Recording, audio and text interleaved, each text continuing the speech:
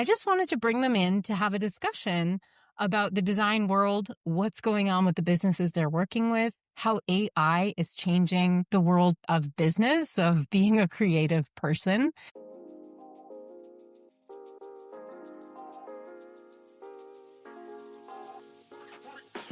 Welcome to the Sunlight Tax Podcast. In this show, we're talking about taxes, money, and careers for self-employed people who have a big vision for changing the world with their work. I'm your host, Hannah Cole, artist, tax pro, author of Taxes for Humans, and the founder of Sunlight Tax. If you're a creative or wellness-oriented entrepreneur who wants to grow your business sustainably, manage your taxes, and build a stash of fuck you money so you can control your time and have a bigger impact with your work, you are in the right place. Hi, welcome. Today on the podcast, I am interviewing Reggie Tidwell and Tim Scroggs of 40 Hearts, a design and branding agency in Asheville, North Carolina. And the reason I really felt so compelled to bring them on is that these are two incredibly talented, independently accomplished designers who both have a lot of leadership in the world of design.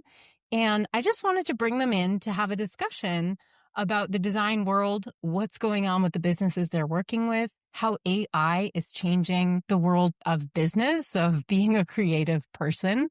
I think you're going to find that this conversation is very hopeful and positive, even in the midst of a lot of uncertainty and change. So I want to give you a quick introduction to Reggie and Tim, and then jump into our interview. Reggie Tidwell is an award-winning, multidisciplinary graphic designer and photographer. After 23 years of success running Curve Theory, a design and branding business, Reggie recently founded 40 Hearts with Tim and Joao. Reggie is considered a design leader in his industry. He created the multimedia class at Washington University as part of the visual communications curriculum. A believer in community service, Reggie has served in many key board roles in the community. Currently, he serves as the professional services chair on the Art Coalition for Arts Asheville. He is also the founding president of the Asheville chapter of the 111-year-old National Professional Design Association, AIGA. He currently serves on the organization's national board. Reggie has dedicated his career to helping small and large businesses and organizations effectively connect with their audiences. Tim Scroggs is a strategist, branding expert, and web design innovator dedicated to transforming ideas into impactful realities. As a founding partner at 40 Hearts, Tim combines technical expertise with a deep understanding of human connection to guide brands through challenges and toward clarity, confidence, and growth. Known as a strategic Sherpa, Tim excels at asking the right questions, uncovering the deeper why, and fostering seamless collaboration with his clients. His process is anything but prescriptive. Instead, he empowers teams to discover insights organically, creating tailored solutions that resonate deeply with audiences. Whether crafting a visually stunning website or designing a brand strategy with long-term impact, Tim brings a unique mix of creativity, curiosity, and conviction to every project. His approach is marked by positivity, passion, and an unwavering commitment to helping clients see their brand and its potential through new eyes. Reggie, Tim from 40 Hearts, welcome. Just to start, I'm so curious about both of you. I know that you started this new agency, 40 Hearts, about a year ago, and I'm curious if you could just talk to me about what your journey as designers has been and what made you start this new venture. Yeah, it's a great question. I mean, I think for us, Tim and I both have been solo designers, and Tim had a smaller agency before, maybe bigger agency, but it was a different format, I think. Mm-hmm. The biggest thing for us is that we were feeling somewhat siloed and knowing that we're seeing really large scale projects escape the Asheville market. So a lot of businesses here will outsource their large scale branding projects to agencies in other markets like Atlanta, New York, even Greenville, LA. And we have always been, and certainly I know we'll probably talk about AIGA later. It's also a part of the reason why I started an AIGA chapter here, as we really want to educate businesses on the deep pool of talent that's right here in Asheville. And so we wanted to be able to connect with so many of the creatives that we've been working with and have collaborated with, and be able to retain those projects right here in Asheville so we can continue to stimulate our own economy while also attracting large scale projects to Asheville. Yeah. And so that was really why we originally created 40 Homes. Yeah, the idea hit us when we were at a conference and we saw these really great designers on stage, and they work for one of the biggest agencies in the world. And down our row, our Asheville chapter for AIGA is sitting on this row, and every single one owns their own company, their own tiny company in a tiny city. And now we're in this big city, and we actually had one of the biggest groups in the conference. Yeah. So that to know how that is a conflicting idea is that we're the biggest group, yet we all work individually. Interesting. And so Yeah. I had this feeling that we're working so hard by ourselves. What if we pulled together and pooled resources, pooled the connection, the creative synergies? What if the mastermind idea, what if all of this, what if we all came together and used an umbrella that we could all work together under to draw bigger clients into this region? Because you're not going to get Nike with a little tiny mom and pop shop in a little city in Asheville, North Carolina. Yeah. If we create a company of 40 hearts, 40 people, you'll get to critical mass where they look at that company and they say, this is the company for it. But they live in Asheville. Just check out their website. It's huge.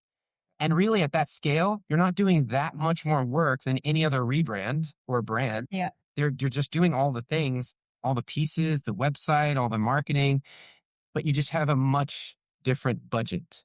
Yeah. When you have a larger crew to work on. Right. For sure. It's like feeding the industry. It's pulling commerce. It's pulling capital into this area when a lot of those big projects never come here or look elsewhere when they are here.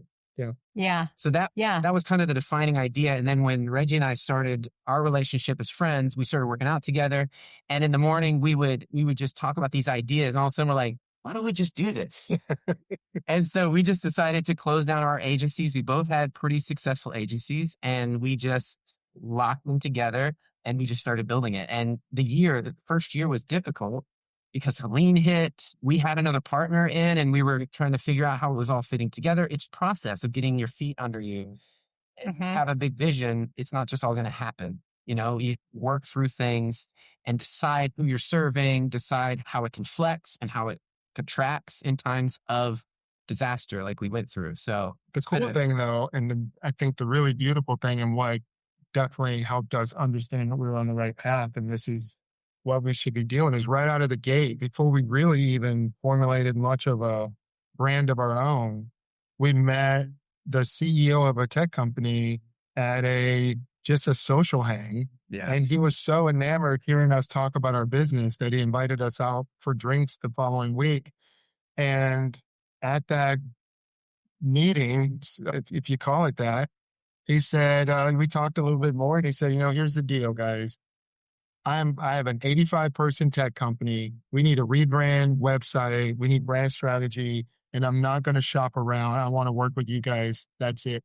So right out of we didn't have a website really. We didn't have a website or anything. So right out of the gate, we landed a $150,000 project with a national tech company, and we were able to hire 2 local designers to build out our team and 2 local developers, all from Asheville. So we were able to do exactly what we said we wanted to do. And so that was like, well, this works. And that's beautiful. The tricky part is not defining it too much, because when you have people coming together, creatives coming together, you can't say they're all branding or they're all illustrators or they're all photographers. Yeah. You have to leave enough room to let creators all work together and to even interchange how they work together. Yeah. And so we have reduced it down to creators of enduring value.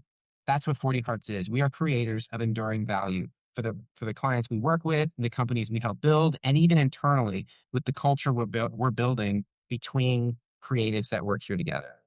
I love that. I had a moment in my life where I worked at an interactive design agency in New York City, and it's really where I cut my teeth on branding. And as an artist, I kind of thought I knew that stuff already, and I came to learn, oh no, I do not. Yeah. Um, Why? this is a whole special world that is very talented and good at what they do and worth paying for. Yeah. Especially in the time we're in now. Yeah, for sure. Well, I would love for you to speak to that because, I mean, both from the perspective, because the people listening to this show are probably more likely to be the solo creative who might work for an agency like yours, but also there are people who are, I mean, I think all of us are kind of feeling it a little bit in this moment of economic uncertainty. Like, how could branding help me stand out? What is the value of this right now in this world? So can you just speak kind of to both sides of that? I would say the positioning we're taking is we're a creative strategy firm. Mm-hmm. We're helping legacy or mid-market companies clarify their brand and align leadership and to kickstart this momentum. Because there is like this gears getting caught moment where everything's shifting and no one knows what's the right gear to put it in. Yeah. And so what we found in our history is that people come to us because they want something. In our past, we would just want to deliver. We would give them a proposal and just start the project. Mm-hmm. And at that point, once the project starts and the money is exchanged, then you start to get into strategy. So you're locked into a project and a commitment that they may not actually need, given some strategy and some thought. That's exactly it. So what we started doing is redesigning the process of how a company approaches the process of brand and for marketing at large, because it's not just all about branding. You may need brand work, but you may just need work getting your name out there. You may just need strategy. You may just need some thought leadership. Right. People around the table to kind of help stimulate some ideas. Right. So we started designing a service called the Brand Vision Accelerator because we wanted to serve in a high trust, high impact engagement. Something that would give a founder or a CEO a step back to breathe a breath of fresh air and to get creative, to speak to what they're going through, the issues they're having, prioritize thoughts and struggles, and just come to the table without any commitments, no locked in project scope, and just talk about it. And then we deliver to them a whole document. And it's only a 90-minute process, but we've delivered to them a document that lays out what they've told us and project ideas on how they can move forward. That it's not necessarily you need a rebrand or you need a new website. Sometimes it's you need to start to develop a voice around owning this part of the industry. And that's more niche than just redoing your website. You may start a blog. Yeah. Or you may start some sort of a collaboration with someone else in the industry to develop that sense of leadership in the industry. But what they were wanting when they came to us, typically, because that's what they understand, is we want a new logo and brand and we want a new website. And they think that's going to get them what they want. So as we begin with clarity, then it grows into a long-term brand evolution. Give us this opportunity to kind of take a step back.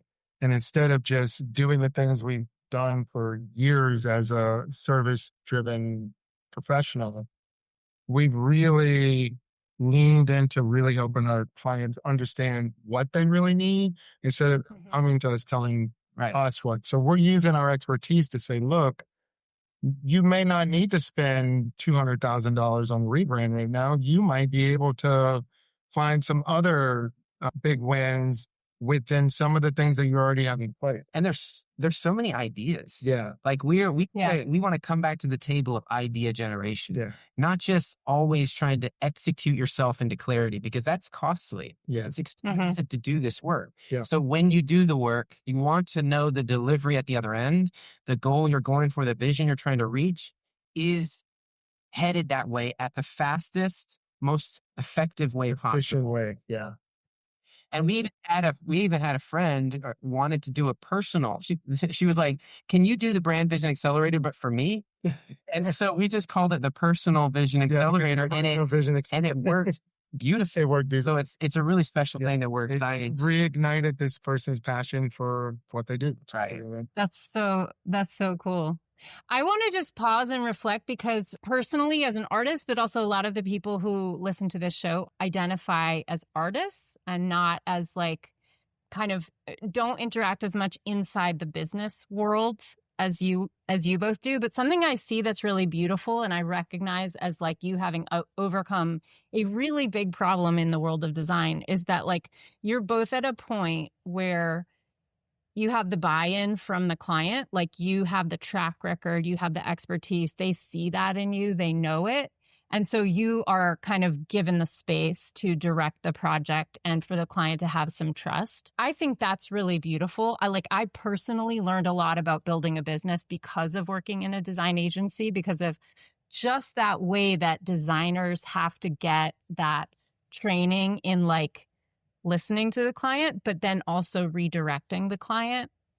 And which is not something a painter alone in her studio is ever doing. Right. So it was like a huge learning curve for me, but so important. And so I'm just curious if you would speak to like that transition from that like beginner designer who's starting out, who's a little bit more taking what comes at them to that like rising up to that expert level where you have arrived. I think a lot of it has to do with confidence. I think through this work and through the years, for me, it's been 23, almost 24 years because there was some overlap. Both Tim and I had fairly large scale projects. I had one for the city of Asheville. Tim had one for a national level client.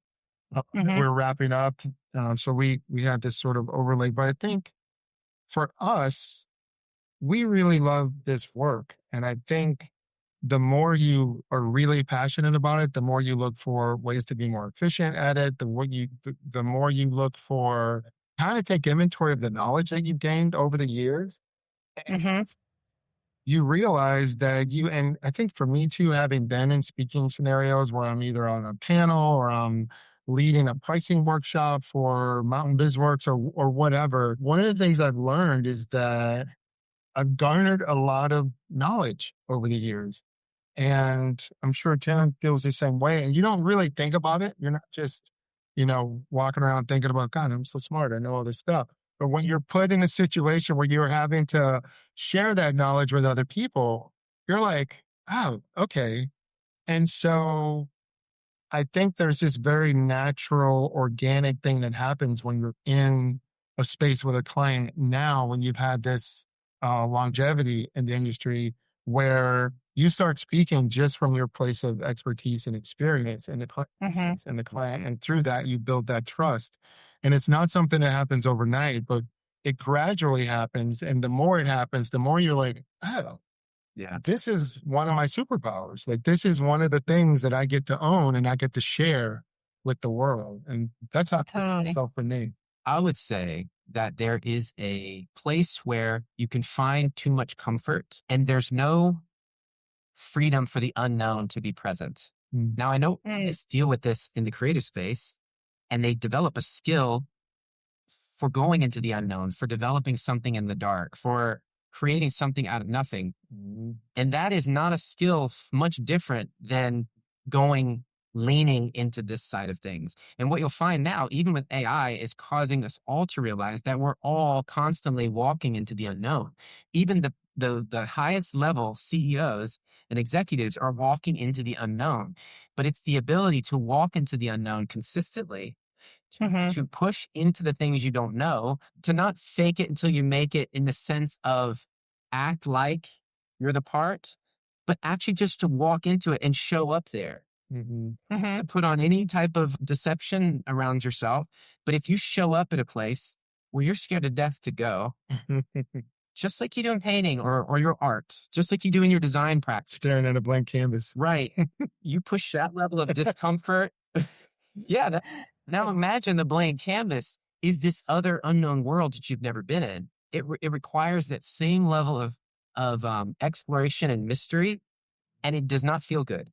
I would say that any activity you can do, like cold plunging or talking to camera or speaking in networking events, things that push you outside of your behind your computer comfort zone or behind Mhm. in your art space comfort zone starts to lean you into the things that are really happening. And the thing about business is it's all happening around us all the time. They're Yeah.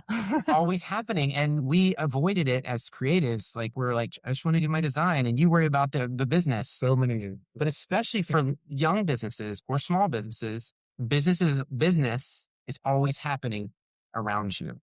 Yeah. And Yeah. to let yourself lean into that and maybe inspire yourself with a bit of that creative spirit that you took with you into your craft. And what you have with this tax thing, this is a creative venture into business that is lighting a fire and bringing people in on something that they have been left out of since the beginning of time. Yeah. And now they're beginning to see it.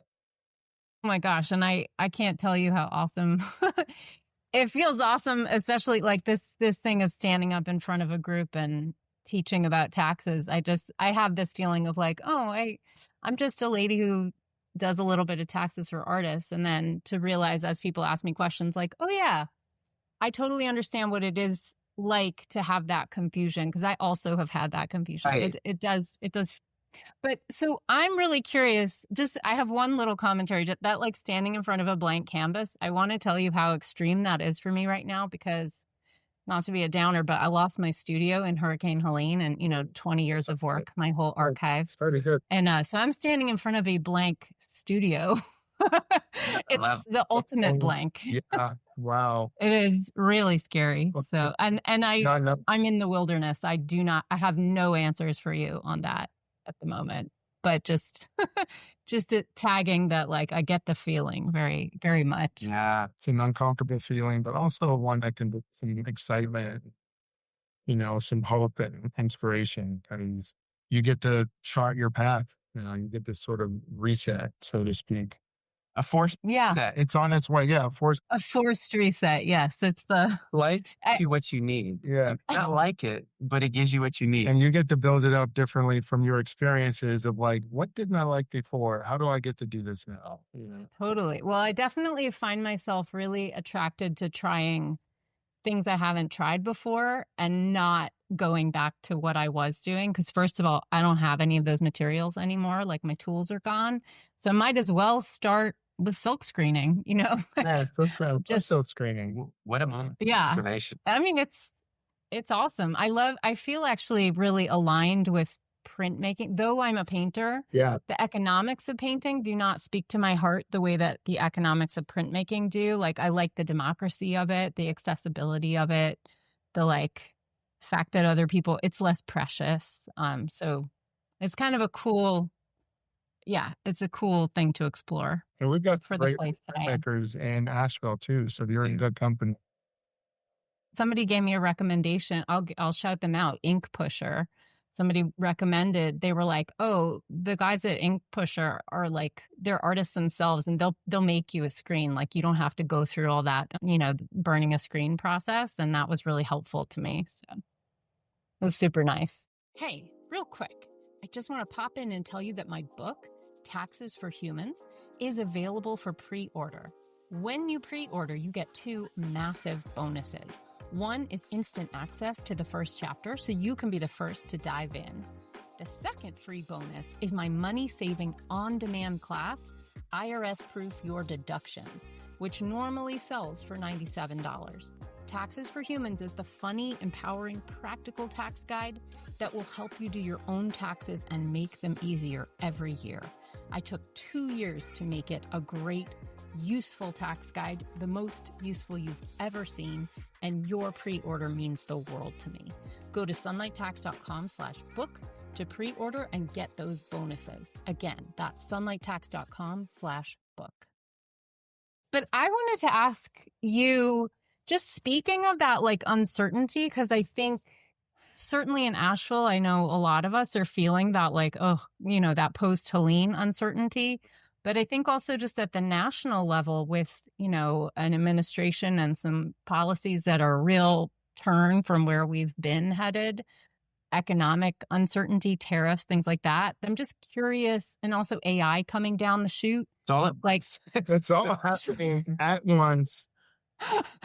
Yeah. We're recovering from Helene and we're having to deal with all of these things coming fast and furious. Yeah. Well, so I'm curious, just because you work with multiple, businesses, and even if you can touch on the AIGA work that you do and seeing other designers, like what is on the minds of the companies coming to you right now, but then what's also on the minds of the designers, your fellow designers, creative community? Yeah, I mean, you touched on AI, and I think that's probably at top of mind for a lot of designers right now. Is this something that I should be afraid of? Is this something that I should lean into?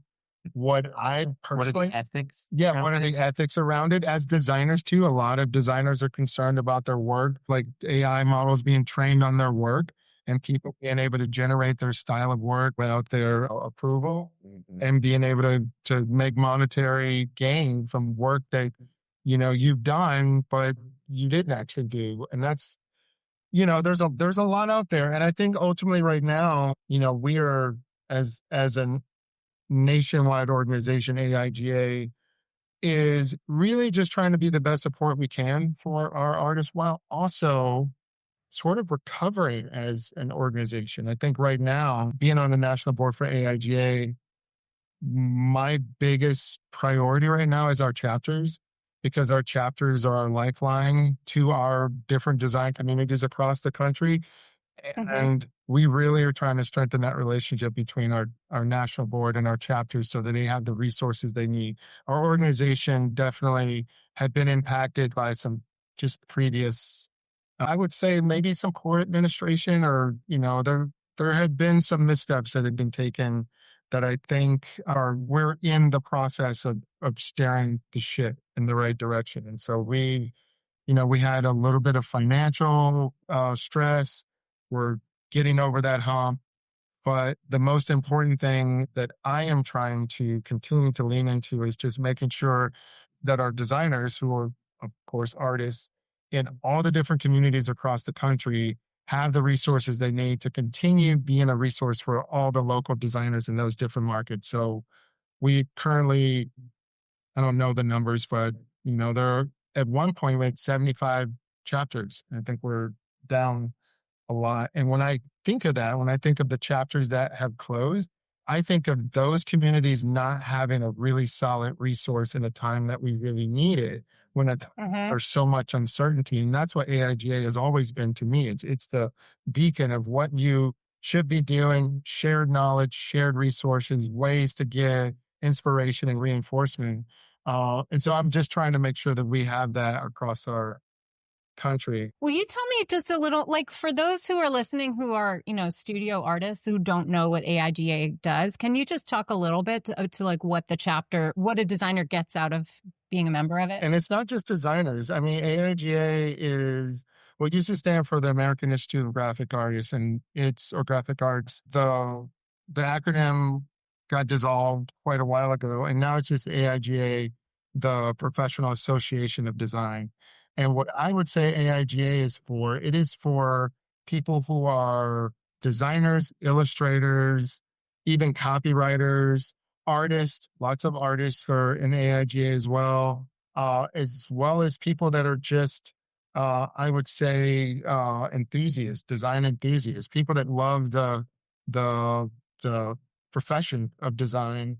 And it, one of the benefits that I've always gotten is when I go to a town that I've never been to before, I will look ahead and see if there are any AIGA chapter events going on.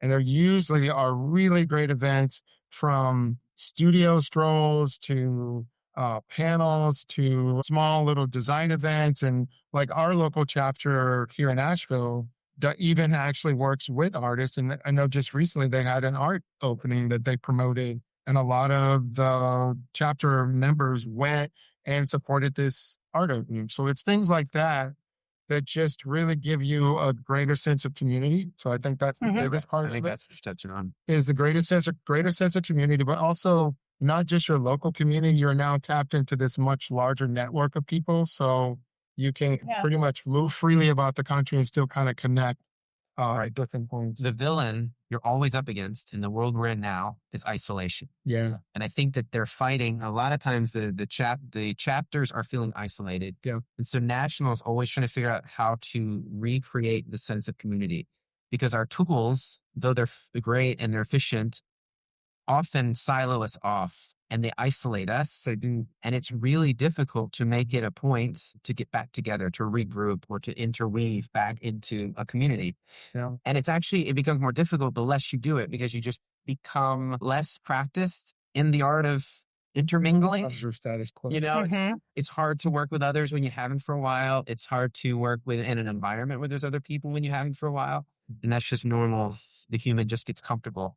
But I think isolation is the villain we're up against. And this goes across the board, not just with designers and artists, but clients and CEOs. And it's happening everywhere right now. As we become more digitally dependent, we are removing ourselves from all the different human interactions that we used to have. And so we ate the lie that social media was our connection. Yeah.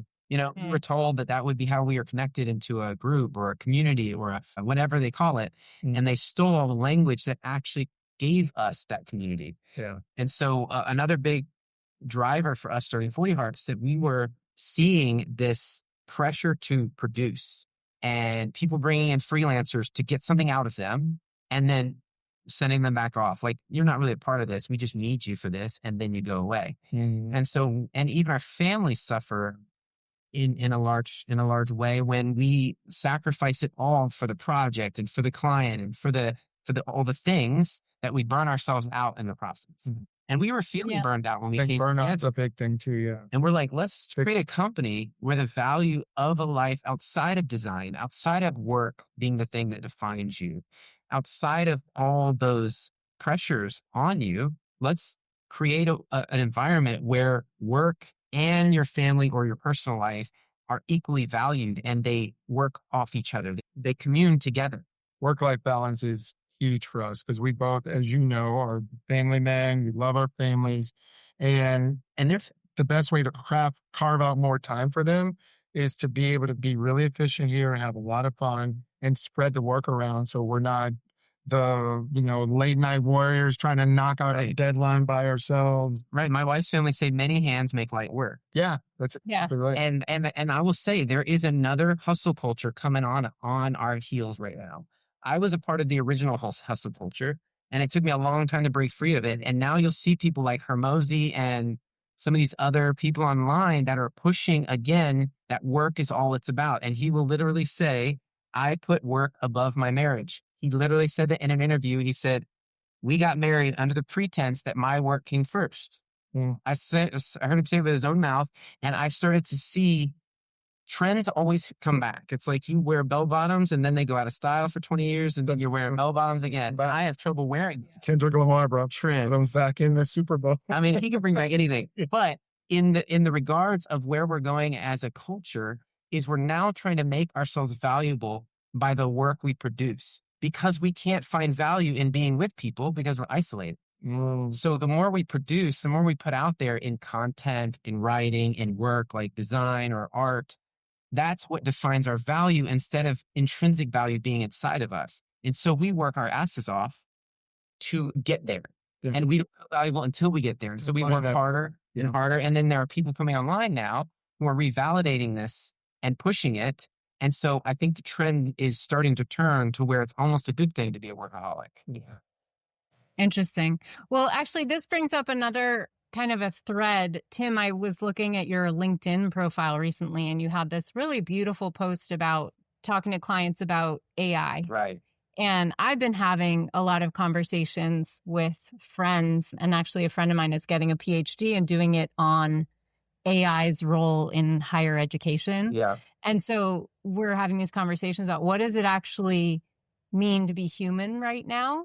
And what is it to make art right now? I mean, I certainly have thoughts on that. I certainly feel that to make art is to be human, and there is no artificial competition for that, because a computer cannot feel or experience or be human. So I don't feel threatened in that way. But I'm curious about your thoughts about, like, being a human and interacting with AI in that sense. Right. It's like the only thing anyone can talk about. You get into this conversation, everyone you talk to, clients, friends, family, it is the thing. And we even put together this proposal for some capital we were raising, and they pushed back saying, how are you going to exist when AI comes in and takes over? So it's like, it can't be ignored, it has to be discussed. So we think about it in three ways. There's using it, there is leading with it, and there is being changed by it.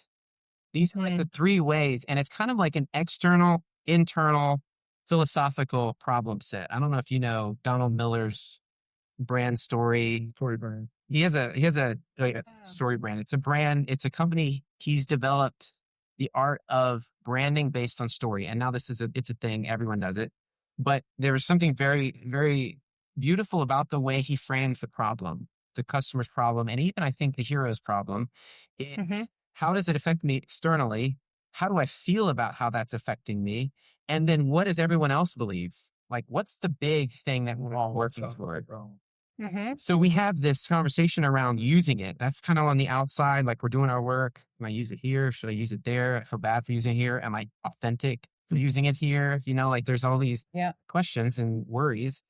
And then there's, how do I lead with it? So as you lead a company being inundated with this and the expectations, how do you lead with it when you don't even really know what's happening? You're in the middle of trying to decide vision without having any specialization with what's coming against you or what's changing you. And so that's the internal problem. You feel like a fraud again out of nowhere because you've been leading this company or you've been leading your own life in a lot of ways. And so now you're trying to lead your life now with this new world of AI. And then the final one is the bigger picture is how are we being changed by the AI? The way our minds work, the way we approach creativity, the way we feel when anything can be replaced, when it feels like anything can be replaced. And so the question we started asking ourselves is, what do we need to do ourselves? Like, what's our next step? Got to figure out. And really, we've answered that question saying the age-old, and this is age-old wisdom, know thyself. AI is the master of suggestion, the power of influence. If you come at AI with no vision, it will guide you into something. It will begin to use you at that level because it is the power of suggestion. That's the thing that is so powerful about AI because it's coming at you with infinite ideas, apparently. It's not refining an idea that you have. You're coming to it with empty hands saying, give me the thing, the answer. And now you're, one, using your brain less. And then two, is basically just giving you the path, the steps. Right. And so it's all AI driven if you choose to go that way. And it's not always bad. I mean, we are starting to integrate AI in a lot of the same ways we're seeing other agencies do it, where it's an idea starter or an idea developer. It's a tool. It's kind of like you get in your car to go fast to somewhere that's far away from you. So you get in AI to go fast to somewhere that's far away from you. It's kind of the same way. Or a tractor. You get in a tractor to plow a field. But then if you also let AI plant those seeds, it loses its soul. That's the thing about AI. It doesn't have a soul. Yeah. And you can lose your soul in the process, but you'll get a good ego boost because it's developed in a way that... Finish the thing. Yeah, it's developed in a way that promotes everything you say. And so it's just going to lead you on these rabbit trails all the time. So those are the three buckets. How do you use it? How do you lead with it? And how are you being changed by it? And it's in each of our hands. It's not something that someone can tell you what to do because we're all faced with such pressures in our lives, such pressures in family, and we all have access to it. Yeah. But we have money pressures. We have social pressures. We have all the things. And when I first started using it months and months ago, I started using it while I was traveling. I was in Japan and I was away from Reggie. Even before then. But when I really started to try and figure out how is this thing. So how do you incorporate it? So I'm even kind of a late personal user of it, even though I was, talking and we were digging into it. I just never wanted to use it myself. So when I started getting into it, it became this place of like a back and forth, like a mirror. Like you say something and then you get feedback and then you feedback. It's like a loop, a nice feedback loop, which is cool. But in the end, if you don't know yourself, it's all for nothing. Yeah. And I could have said that before AI. And the feelings people are feeling about AI are the same feelings they felt about the digital camera. It's the same feelings they felt about the printing press. It's exactly It's fear and scarcity that something else is going to outplay you. something that does something more efficiently than you do it, Right. but you don't know it as well. So you feel like you're going to get left behind. I feel like people have that very real fear right now. And I think the best thing you can do at a time like this is learn to understand it and use it, like Tim said, as a tool. It's a tool. It's a tool. Just like Don't make it more than it is. Yeah. It's a tool. It's a tool. Like Tim said, digital camera world, all those film photographers that thought film would never, like digital cameras would never catch up. They would never be good enough. So they decided not to go that route. And then by the time digital cameras caught up and became industry standard, and you had to be able to like shoot and turn around stuff faster, but you couldn't. You had to take your negatives and develop them and then develop on like the process was so laborious that it just was no longer efficient enough for these professionals to stay in it. And I think AI is exactly like that. Yeah. Use it, understand it. Don't let it become your soul because it has no soul itself. Let it become a tool like anything else that helps embellish your already given talents. Yeah. So, Yeah. yeah. And the question we asked ourselves was, what do we need to feel again to help others through this shift? Oh, yeah. And the feeling there is your intuition. It's a unique quality you have in this world, and you're the only one that has it. Yeah. Each person has this unique intuition path that they can feel their way through in a way no one else can. Not even AI. And if you lose that, if you lose track of what that is, then you're just the monkey in the circus doing whatever the circus master's guiding you to do. Right. And you end up just losing yourself along the way in a very real way, outwardly. Actually, very scary. A scary way, because you've lost the spark and the soul and intuition you have built in you. And it's hard to get that back. It's hard to get that back. Just like burnout. Once you get burnout, it's really hard to come back from it. Agreed. Lose that intuition and that ability to Yeah. naturally navigate the world with that intuition. Yeah. Hard thing to get back. Yeah. I think this speaks in a way to the idea of like mission and brand and why that is so powerful. Like in a sense, I mean, I'll just use myself as a personal example. Like I have a pretty strong voice at Sunlight Tax and in fact, like I have a book coming out and my editor has described me as voicey. And I like that. I love value. But I was like, actually, that's great. Like, I like having a writing style that is a style and it is like clear. I actually have not been very attracted to using AI as much of a writing tool, partly because contractually with my book deal, I have to disclose any use at all. And it seems a little exhausting, but I also just like, I want to write the book with my brain. Yeah. I want to be thinking through the issues and I actually value that process. And so that was really important to me to really do it myself. That probably 20 years from now, if somebody hears this interview, that might sound antiquated, but that was important to me. I think so, because know thyself has been wisdom for hundreds of years. Yeah. And when you work and write and think and process in your own mind, you begin to know yourself. Yeah. And I think our brains are incredibly powerful. Super. And being able to position yourself in the shoes of someone you know and love, like really well.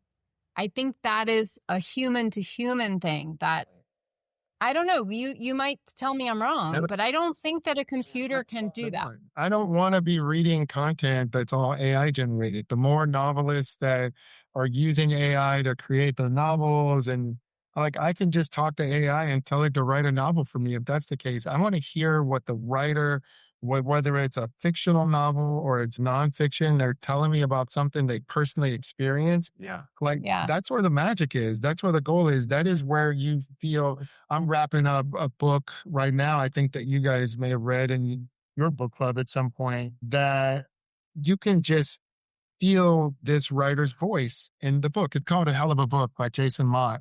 I don't know if you read that one, but it's such a great book, and it's so undeniably human. Mm-hmm. And it's something, when I read it, when I'm reading those words, I'm like, AI could never emulate this. It is so, like, you just can't know this. Like, the things that he's talking about are obviously from personal experiences as a Black man growing up in a Black neighborhood in a Black family. Like, they're just not something that you're gonna speak to. And it jumps off the page at me as like, this is real and tangible.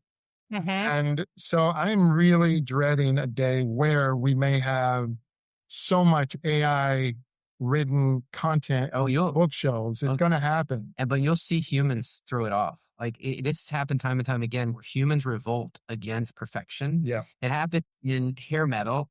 Hair metal bands were all the rage just before grunge hit the scene. Yeah. So you had all this, and they were good. Like, hair metal is some of the best music ever created. Even comparing it to like the masters, the level of singing, level of orchestration, the big hair. But people were tired of it because it became a formula. It was so perfected that people wanted raw, real, let me relate to you. Which is why grunge was able to. Totally. And Nirvana and Pearl Jam came in and blew the doors off. And then music took an entire transformation. And so you can even see it on LinkedIn now. People are starting to revolt against perfection in writing. I totally hear that. Right. One of my favorite examples in history is like the words fine, even from the word, like the phrase fine art, or like fine quality textile or fine china.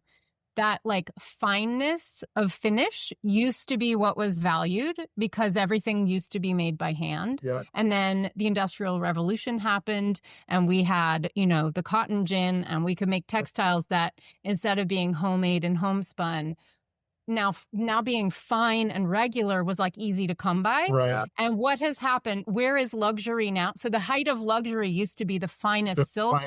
And fine meant skinny and thin and incredibly tightly woven and perfect. And now the sign of luxury is you want like chunky like lumpy textile. You can tell it's handmade. Yeah. That's luxury now. Exactly right. I mean, it's the machine versus the hand, the human. Yeah, totally. I think it's that that intuitive connectedness that we want to feel and that we need to have to live in a healthy place. Yeah, and to be connected even to something someone made with their hands is a level of that connectedness. So what we tell people that we work with in branding, and what you said with mission and values, and how a brand is structured, it's very, very like this experience, because the brand needs a soul as well, or else it's just going to kind of do whatever people tell it to do. And you've seen this. Gap totally rebranded, and all hell broke loose, and they changed right back. It was like a day, and they changed back. Airbnb rebranded, and all hell broke loose, but they stuck to it, and now no one cares. Right. They're I mean, they care about things they do, but their logo was under a lot of scrutiny, but they stood behind it 150%. They knew they wanted to make that move, and they stood by it no matter what. They had a soul, a buy-in, a conviction that you can't get with AI. You can't. I totally agree. It's that conviction, not like, no, I know what I'm about. Exactly. When you have that, I think AI becomes like a boost, and not like something that changes your brain for the worse. Yeah, that's a great way to put it. So yeah, when you know yourself, then AI will boost you as a tool does. Yeah. And a tool should. Yeah.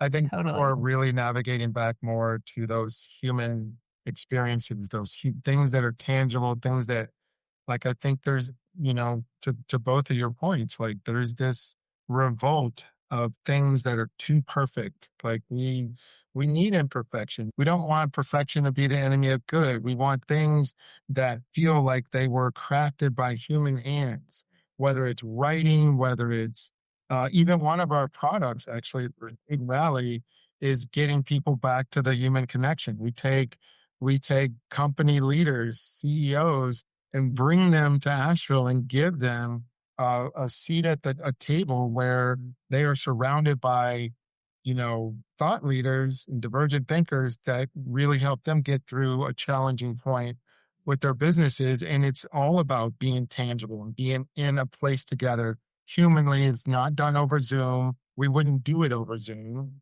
And I think there's a value. And right, it is that human connection again, always coming back to that.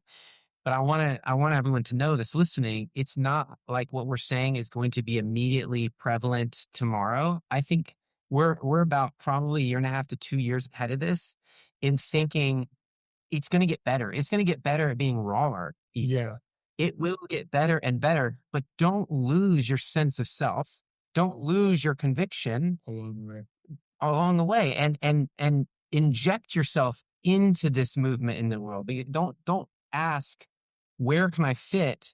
You be and fit. Just fit. That's what I love about it. I always bring the Nirvana Finch thing because my manager, previously before design, I was in music. He was a rock star. I had a band and we did play around Asheville a lot, but our manager was the first person to ever play the band Pearl Jam.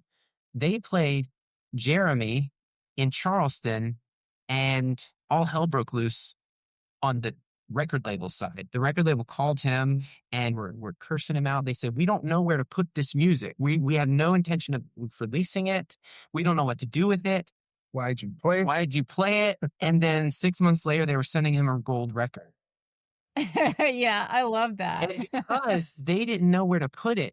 But grunge made a new genre. That's the beauty of brand and design, is that you can make a new industry. And you can create a new space to fit in. It doesn't have to always, like, we're all like, everyone's like, I'm so data driven, or we need to be so data driven.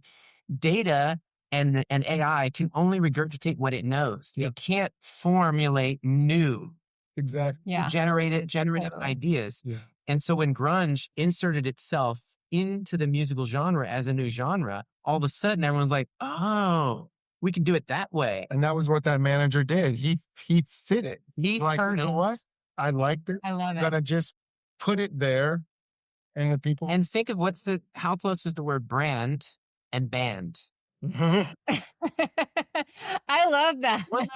And what is the most important thing now with brands are fans. So it's basically our bands playing on a stage for people to hear, for people to follow. That's true. So it's a very similar environment that we're in. And I think I personally think it's exciting because in the face of adversity, you start to see, and with the current social issues happening in our country, in that face of adversity, you start to see the real guts of a person, the real fiber start to be revealed, and all the bullshit starts to fall off. Yeah. And that is something that is valuable.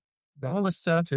Right. And you start to see that across the board in all industries and in all types of art and all types of design. And you start to see things just get pulled away, things that can't stand that test of time or that test of whatever technology is coming out. So it's exciting. Well, one of the things that makes me excited, and it's a theory that I have, I am the poster child for liberal arts, humanities driven education. Me too.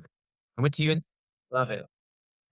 I'm an art history major who then went on to an MFA and became an accountant because I was able to do a new thing because I learned how to learn. But I think, there's been so much focus, we're all parents here, and there's so much focus on the STEM fields in the last decade, 2 decades, to the exclusion of the humanities. I mean, literally, this old, no longer running show called Car Talk used to have a joke about Department of Unemployment was run by art majors And here I am with my double art degree.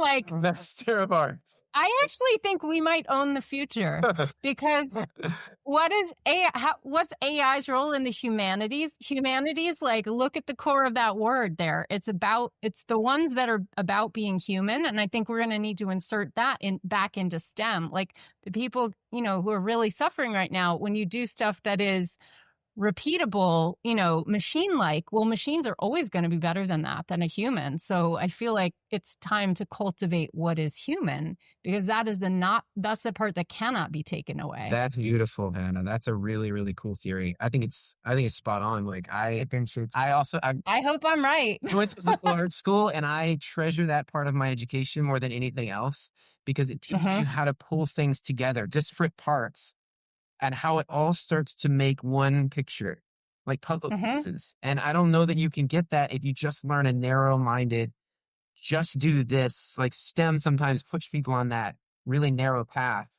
Yeah. And even in the, like in the experience with Oppenheimer, when they were developing in such a vacuum that it ended up having a massive, treacherous impact. I mean, it was, who knows what would happen if they hadn't created the atomic bomb.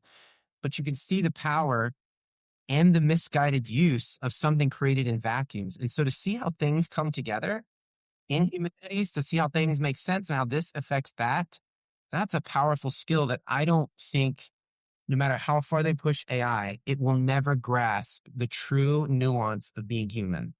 Yeah, it'll get good at imitating it. But I mean, as you know, an imitation is always an imitation. Here I am as an artist going to say, like, that's what's great about art. It's original. Not to mention the big owners that are owning the AI. We only get into that topic, but let's save that for our next interview. I feel like we could go far. Yeah. Well, I feel like this is a really interesting conversation. I would love to have you both back. Yeah. Is there anything that you would like to add just before we close that we didn't touch on that you wanted to mention? I don't think so. I think we went around the world with our conversation. I think there's a lot. I think I'll go back to what Tim said earlier, and I think it's really valuable information is just know thyself, don't lose your soul. Find where you fit by forcing the fit. Like, don't just wait to yourself. It's funny. The one analogy that comes to mind is I just remember when the kids used to play jump rope, right? All those people that were just kind of doing this and just trying to wait and when do I jump in, and they just finally get in and the rope hits their ankle and but the kids that walk right up and jump right in and they're just right in the rhythm and the flow. I think that's where we all need to be right now. Just find your rhythm and just go for it. And I would encourage anyone who's listening to this to do it. You don't have to know everything. You know what you know for a reason in this point in time. Yeah. And the more you move into what you want to do, even in the unknown, the more progress you're going to make than trying to get it perfect or figure it all out. Yeah. So I would just say, be encouraged. Don't be oppressed by everything that's happening and trying to catch it all, because you can't. No one can. I don't think any of us can fully catch it all. But you start to catch the things that are yours to catch. And that is what will start to define your unique path in this world. You catch meaningful, relatable, meaningful bits here and there. I love it. Where can people find you? If they want to find out more about your work, where can people find you? Well, we have our website, which is half-baked because it's been hard to have launch our own brand while working. Doing all the stuff. So that's 40hearts.com with the 40 as the numbers, 40hearts.com. And then we're both on LinkedIn. I'm not really on any other social platform. I mean, I may be, but I don't do anything on other platforms, just on LinkedIn.